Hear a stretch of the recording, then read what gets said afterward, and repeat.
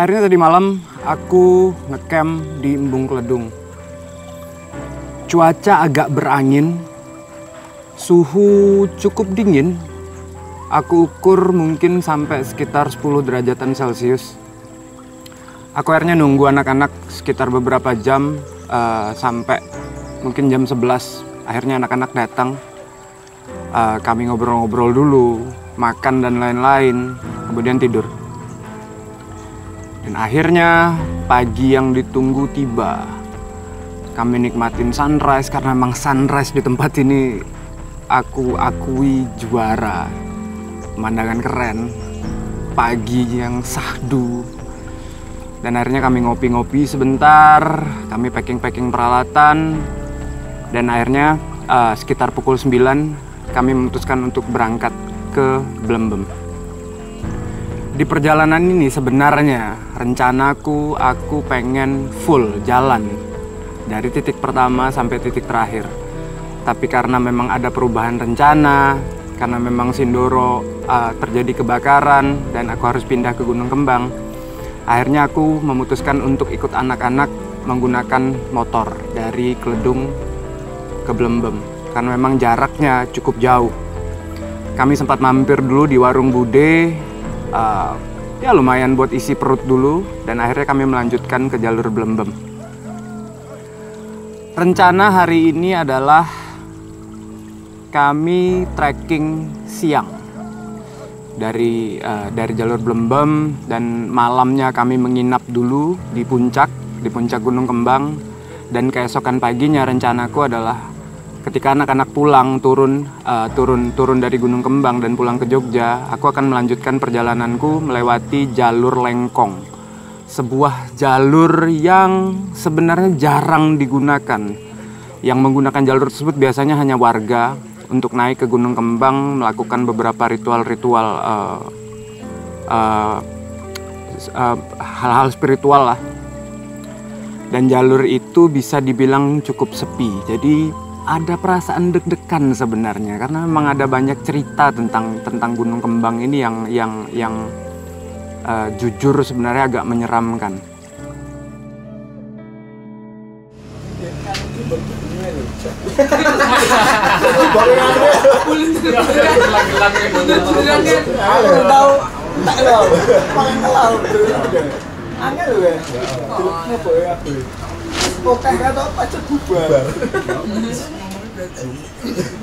Awan vokalis metal.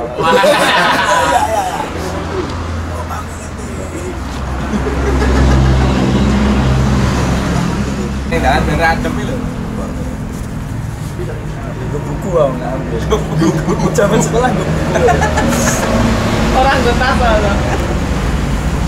LKS.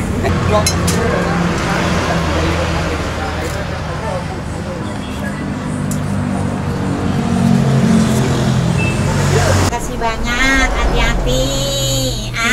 Kenalan sama vokalis band. Namanya siapa namanya? Nanti saya kalau ini mau nanya sama Asrofi. Iya, Momo Bu, MOMO. Lah ya kan, udah pernah di TV ngelihat saya. Masuk sih Bu. Alah, Saya tak ya terima kasih banyak. Ya, Hati-hati. ntar tak balik lagi Bu. Makasih, besok turun mampir lagi nggak apa-apa ya. Iya, pasti. Iya. Ntar kalau nggak tak main-main ke sini lah Ya Bu. main-main kesini lah sama Asrofi sering-sering. Ya. Siap. Iya, Mbak.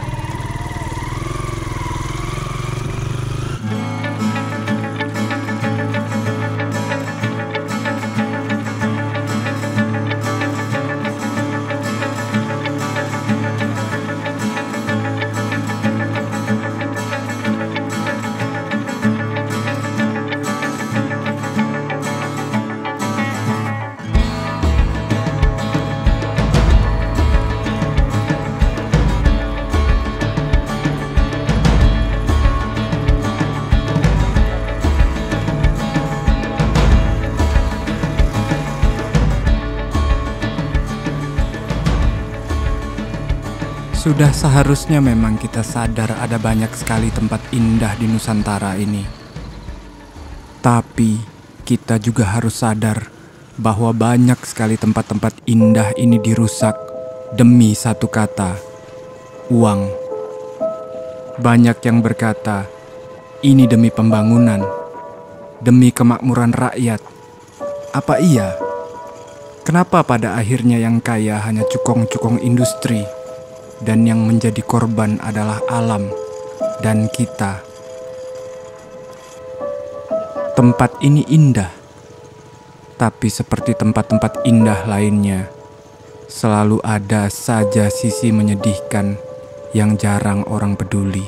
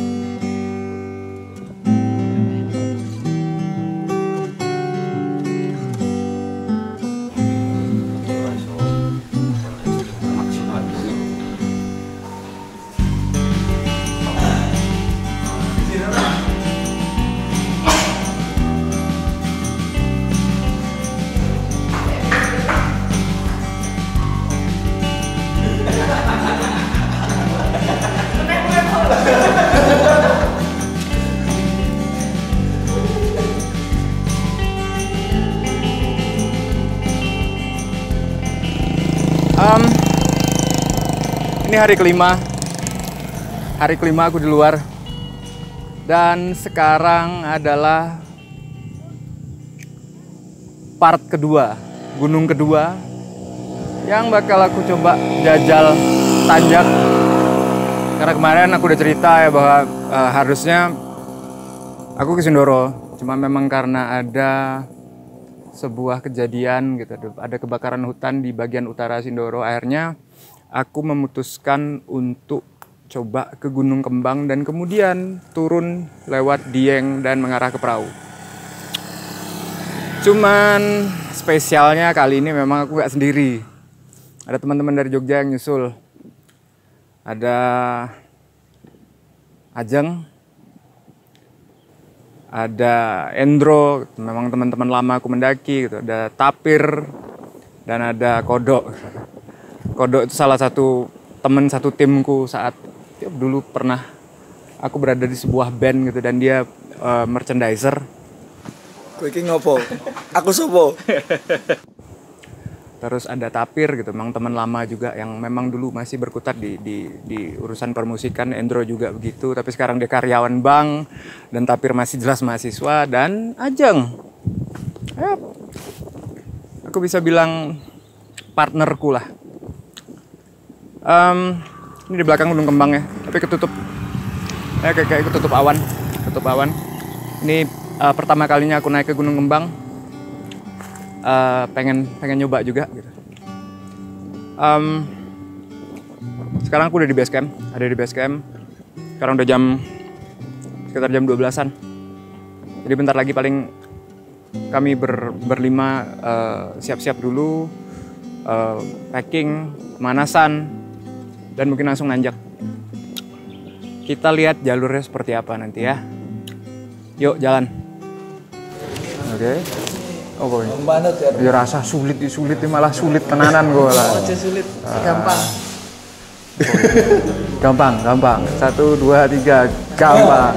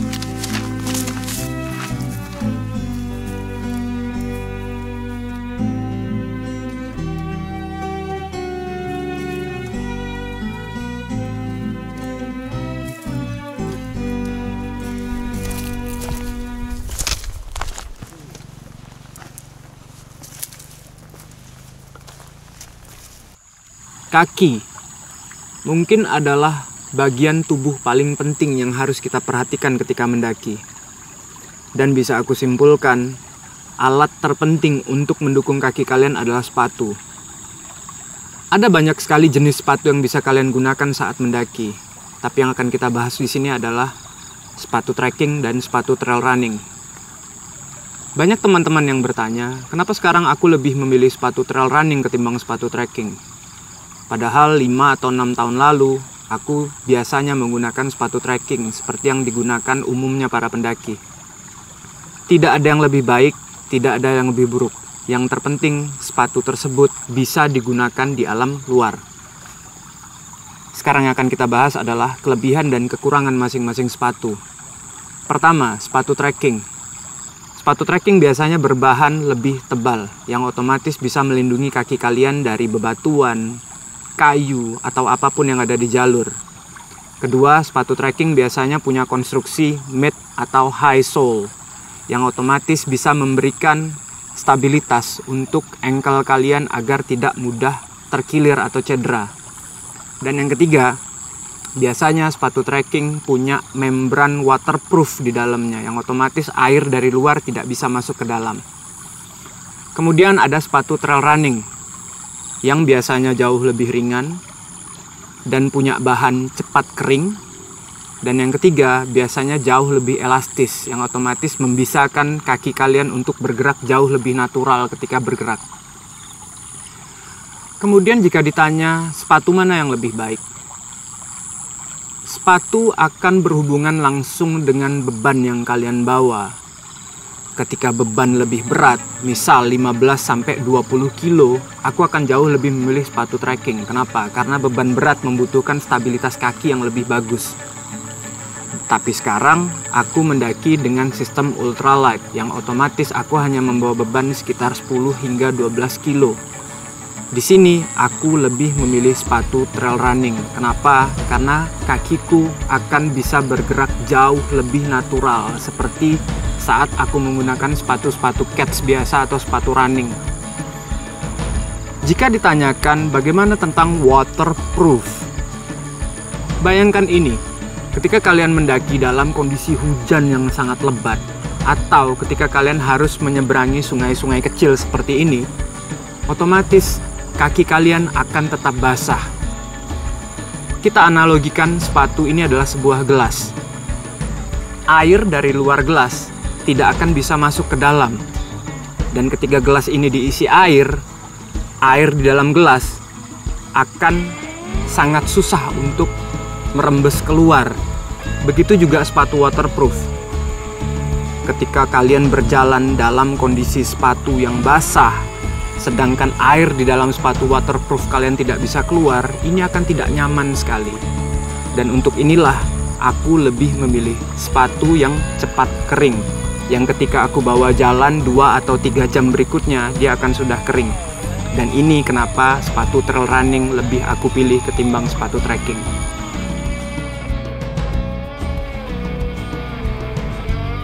Iya Mbak.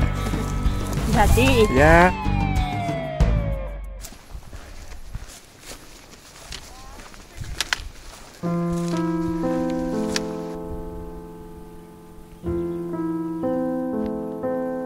Setiap tempat pasti punya sejarah, dan setiap sejarah pasti bisa memberikan kita pelajaran penting. Kebun teh ini bukan sekedar pemandangan bagus untuk latar belakang selfie-mu, tapi ia adalah salah satu bagian dari sejarah bangsamu. Atau jangan-jangan tidak ada yang peduli tentang ini. Akan ada banyak sekali tempat seperti ini di alam, bersejarah penting dan menunggu untuk diketahui. Lalu pada akhirnya, mengetahui akan jauh lebih baik daripada tidak peduli. Jalur awal Gunung Kembang melewati kebun teh. Cukup panjang, cukup menanjak. Dan kebun teh ini adalah salah satu bagian dari kebun teh terkenal di Indonesia, salah satu yang tertua, namanya PT Tambi. Ini kebun teh legendaris sebenarnya, yang sudah dirintis oleh Belanda pada masa kependudukan Belanda, oleh pengusaha-pengusaha Belanda pada saat itu. Tapi tahun 1942 sampai 1945, kebun teh ini diambil alih oleh Jepang. Dan kemudian setelah kemerdekaan tahun 1949, kembali diambil oleh Indonesia. Walaupun pada akhirnya jatuh kembali ke tangan Belanda setelah perundingan meja bundar.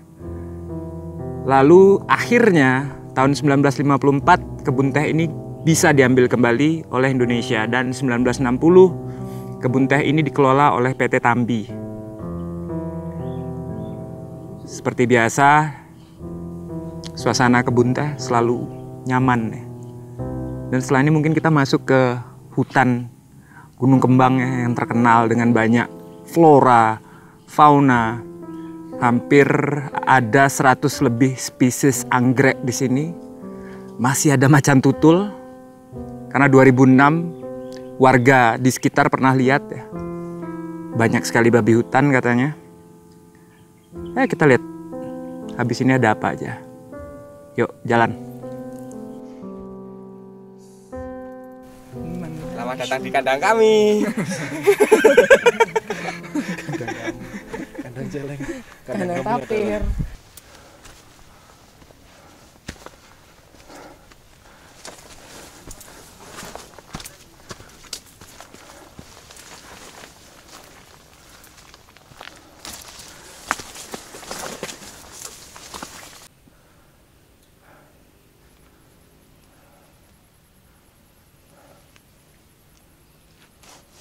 Oh, 6.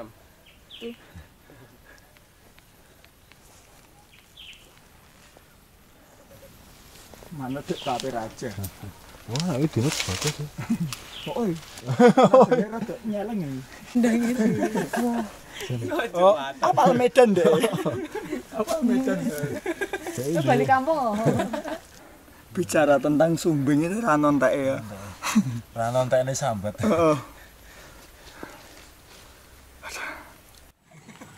Gunung Kembang, jika dibandingkan dengan ayah ibunya, Sumbing dan Sindoro, mungkin ketinggian Gunung Kembang tidak seberapa karena tingginya hanya sekitar 2.340 meter dari permukaan laut.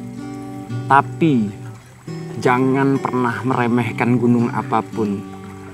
Walaupun ini tidak seberapa tinggi, tapi jalurnya cukup menyiksa. Dari awal sebenarnya dari jalur kebun teh, jalur sudah cukup menanjak. Hingga kita ketemu dengan yang namanya kandang celeng, yaitu perbatasan antara jalur kebun teh dengan hutan. Di sini jalur benar-benar full tanjakan tanpa ada banyak bonus. Ada 3 pos yang akan kita lewati ketika melewati Gunung Kembang. Pos pertama namanya Liliput. Tidak jauh dari situ ada pos Simpang 3, dan tidak jauh dari situ juga nanti ada pos ketiga yang namanya Akar. Di hutan Gunung Kembang ini sangat dilarang untuk ngecamp karena satu memang kita akan ketemu banyak satwa di sini. Selama perjalanan aku pun sempat melihat beberapa jalur-jalur tumbuhan-tumbuhan yang diterobos oleh babi hutan. Selain itu di sini masih, menurut cerita di sini masih ada macan tutul. Jadi pihak base camp juga melarang keras untuk ngecamp di daerah hutan. Tadi waktu di base camp aku sempat ngobrol sebenarnya dengan teman-teman yang ada di base camp dan dengan pendaki-pendaki yang baru turun dari puncak. Mereka bercerita bahwa tadi malam sebenarnya di sini terjadi badai yang cukup besar.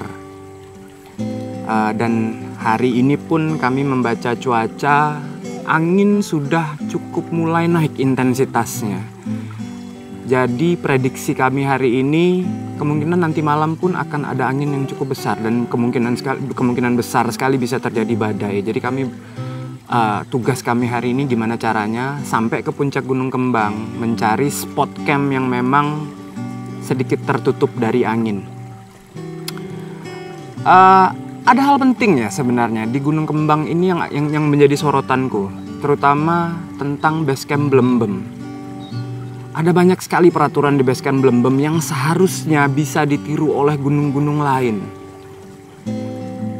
Terutama tentang larangan untuk membawa botol minum plastik, botol air mineral. Dan kedua, dilarang untuk membawa tisu basah.